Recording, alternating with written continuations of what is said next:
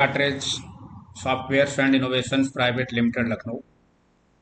Actually ये Android development जो BTUP based syllabus oriented classes चल रही हैं उनका ये सेकंड लेक्चर है, जिसमें हम लोग ने पहले लेक्चर की सारी चीज़ें जो हैं वो प्रीवियस वाले लेक्चर में देखी थी। जिन लोगों ने प्रीवियस लेक्चर नहीं देखा है तो इसके डिस्क्रिप्शन में उस लेक्चर का लिंक दिया गया है। आप वहाँ से डायरेक्टली जब तक आप उसको नहीं देखेंगे तब तक आपके आगे की चीज़ें नहीं समझ पाएंगे।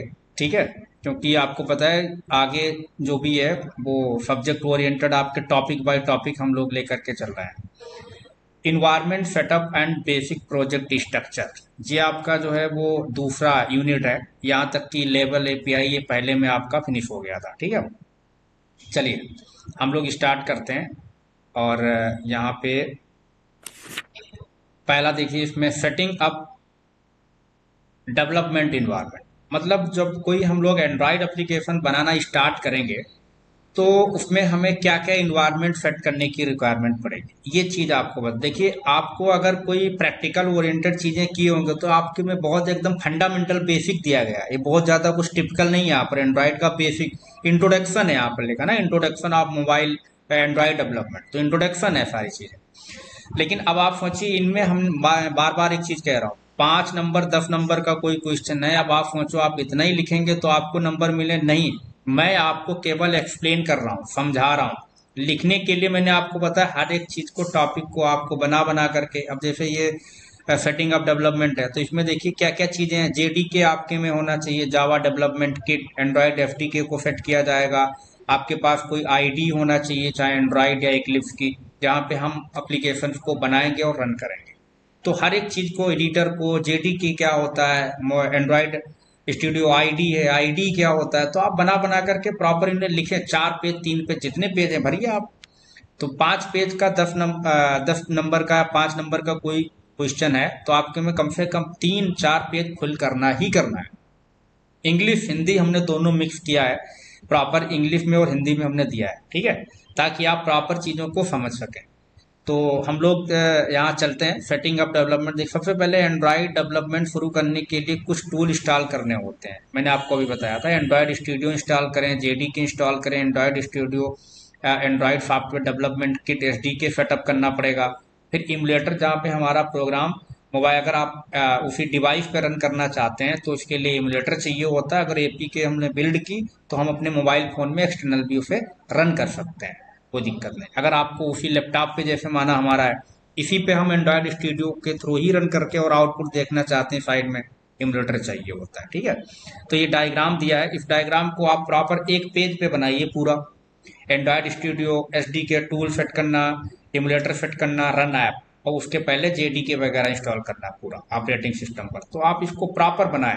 ठीक है, और इसे थोड़ा थोड़ा आप एक्सप्लेन कर दीजिए, आई होप आप समझ गए होंगे। ठीक है, एंड्रॉयड मैनिफेस्ट XML, तो जब हम लोग एंड्रॉयड एप्लीकेशन लेते हैं, बनाते हैं, क्रिएट करते हैं, तो उसमें एक फाइल होती है Android manifest dot XML file. ठीक है, इसमें क्या होता है, बहुत सारे XML की फाइल में इससे रिलेटेड चीज़, जैसे ऐप का नाम क्या है, एक्टिविटीज, परमिशन, SDK फाइल, ये सारी चीज़ें, उसमें सारा इन्फॉर्मेशन दिया होता है। मतलब कौन सा SDK का वर्जन यूज कर रहे हैं, कौन कौन सी आपने परमिशन ले रखी, परमिशन जैसे इंटरनेट का परमिशन, कैमरा परमिशन, ये सारी परमिशन आपको वहाँ पर मैनिफेस्ट डॉट XML फाइल्स में देना पड़ता है। ठीक है, तो ये इससे रिलेटेड फाइल होती, मेन कॉन्फ़िगरेशन फाइल है एंड्रॉयड एप्लीकेशन की। ओके, तो ये फाइल है। After that Gradle. अब आप देखिए ग्रेडल क्या होता है। ग्रेडल जो बिल्ड करता है, एक तरीके से बिल्ड टूल है ना। ये लाइब्रेरीज मैनेज करता है और ऐप को APK में कन्वर्ट करता है। ऐप को किस में कन्वर्ट करता है, APK में। अगर कोई हमारे डिपेंडेंसी या कोई हमारे उसके अकॉर्डिंग वर्जन मोबाइल एप्लीकेशंस के अकॉर्डिंग नहीं मैच करेगा तो वहाँ पर ये प्रॉब्लम क्रिएट करेगा। ठीक है, लाइब्रेरी फेल हो जाएगी और APK हमारा जनरेट नहीं होगा, वहाँ पर एरर दिखा देगा। Use permissions and use SDK, हमने आपको बताया यूज परमिशंस का मतलब क्या क्या आप अलाउ कर रहे हैं अपने एप्लीकेशंस को रन करने। जैसे इंटरनेट है, कैमरा है, तो ये यूजेस परमिशंस के अंदर। Use SDK define Android version capability, कौन सा आप एंड्रॉयड एप्लीकेशन का वर्जन, किस वर्जन पे आप इसको अपने मोबाइल एप्लीकेशन चाहते हैं कि वहाँ वहाँ रन हो। ओके, तो इसके लिए यूज एसडीके में आपको कॉन्फ़िगरेशन करना पड़ेगा एंड्रॉयड का वर्जन। इसके एंड्रॉयड वर्जन के बारे में हम लोग प्रीवियस लेक्चर में डिस्कस कर चुके हैं, वहां पर दिया गया था सारी चीज़ें। कुछ एग्जाम्पल भी दिए, जैसे परमिशन में आया लिखा Android dot permission dot internet, internet की परमिशन आपने दे दी। Android dot permission dot camera, camera की परमिशन दे दी।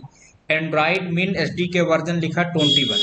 इसका मतलब है कि मिनिमम एस डी के जहाँ पर मोबाइल एप्लीकेशन है, एपीआई लेवल जिसका 21 होगा, उस पर से ऊपर की जितनी भी डिवाइसेस होंगी उन पे ये मोबाइल एप्लीकेशन जो आप बना रहे हैं वो आपका रन किया जाएगा।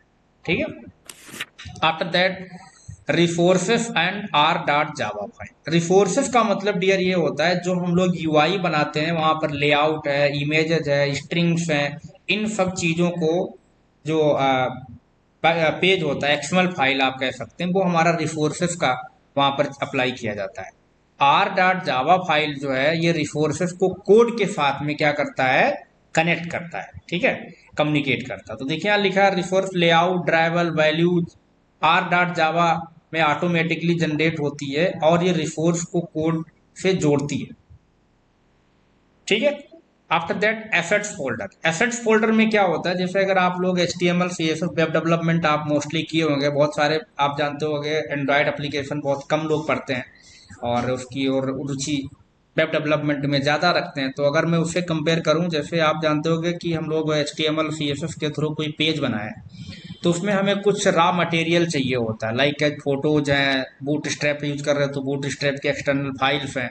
सेम वही चीज एंड्रॉइड में क्या होता है, एसेट्स फोल्डर करता है। जैसे HTML file, font file, audio file, ये सारी हमारा रॉ मटेरियल है, वो एसेट्स में जाता है।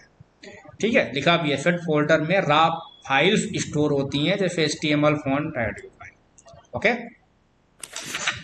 After that layout and driver resources. तो लेआउट आप जानते हो कि यूआई बनाने के लिए यूजर इंटरफेस जहां हम लोग एक्सएमएल की फाइल डिजाइन करते हैं उसके लिए लेआउट। ड्राइवर में इमेजेस और ग्राफिक्स फाइल्स होती हैं। ठीक है, वहां पर ये यूज की जाएंगी इमेजेस और ग्राफिक्स। फर्स्ट सिंपल एप्लीकेशन कैसे आप बनाते हैं, पहला एप्लीकेशन तो create new project, select template कौन सा लेना है, राइट कोड, रन एप्लीकेशन। ये नॉर्मली एप्लीकेशन से एंड्रॉइड स्टूडियो ओपन करेंगे, न्यू पे जाएंगे, प्रोजेक्ट लेंगे, नया प्रोजेक्ट आएगा, वहां पर आप नाम लिखेंगे, आगे आपको थीम सेलेक्ट करने को टेम्पलेट बोला जाएगा, driver template, simple template, footer template, बहुत सारे टेम्पलेट्स होते हैं, वहां पर आप सिलेक्ट करिए, वही एप्लीकेशन आपका बन जाए। ये सारी चीजें समझो तो प्रैक्टिकल किया होगा अगर, तो वहां पर कोई भी प्रॉब्लम नहीं। जो भी विंडो ओपन होकर आते हैं, कुछ हमने स्क्रीनशॉट यहाँ पे लगाए हैं, तो उन्हें आप प्रॉपर बना बना करके लिख के और बना सकते हैं। फर्स्ट एप्लीकेशन ऐसे हुआ, फिर दूसरा, तीसरा, 3-4 पेज जितने भरने आप फिल कर सकते हो। लिखा छोटा है लेकिन इनमें बना बना करके आपको लिखना है सारी चीजें। ठीक है। Launching emulator and settings. Emulators को लॉन्च करने के लिए क्या क्या चीजें यूज करना पड़ता है। देखिए, इमुलेटर एक वर्चुअल एंड्रॉयड डिवाइस जो कि एक मोबाइल फोन पर एपी के फाइल रन होता है। और जब हमने आपको बताया था कि अगर आप एंड्रॉयड जहां एप्लीकेशन रन हो रहा है उसी डिवाइस पर, उसी लैपटॉप पे, डेस्कटॉप पे आप रन करना चाहते हैं मोबाइल एप्लीकेशन, तो इसके लिए इमुलेटर चाहिए। एक क्रिएट कर लेता वर्चुअल एंड्रॉयड एप्लीकेशन, वहाँ सारे फीचर, सारे एप्लीकेशन इंस्टॉल कर सकते हैं जैसे एंड्रॉयड फोन पे हम लोग करते हैं। तो इमुलेटर क्या है, एक वर्चुअल एंड्रॉयड डिवाइस है। वर्चुअल एंड्रॉयड, वर्चुअल का मतलब क्या है, जो चीज हमको ना दिखे, केवल फील करें, वहां पर दिखेगा एंड्रॉइड फोन तरीके सारी चीजें, लेकिन उसको हम निकाल के बाहर थोड़ी ले सकते हैं। फोन उस पर सारी एक्टिविटीज हम कर सकते हैं। ठीक है। सेटिंग्स में रैम कितना, स्क्रीन साइज, एंड्रॉइड वर्जन, ये सारी चीजें वो क्या करता है, वहां पर हम सेटिंग कर सकते हैं। इसमें रैम, स्क्रीन साइज और वर्जन चेंज कर सकते हैं। मैंने आपको हिंदी में लिख करके दिया। ठीक है। लॉक कैट यूजेज किस लिए यूज किया जाता है। लॉक कैट का मीन्स यूज ये इसलिए होता है कि जब हम कोई एंड्रॉयड एप्लीकेशन को रन करते हैं डियर, तो हमारा एरर आता है।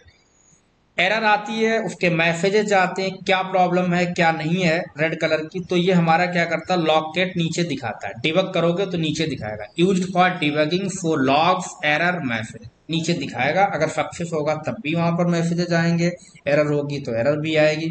तो लॉक कैट डिबगिंग के लिए यूज होता है।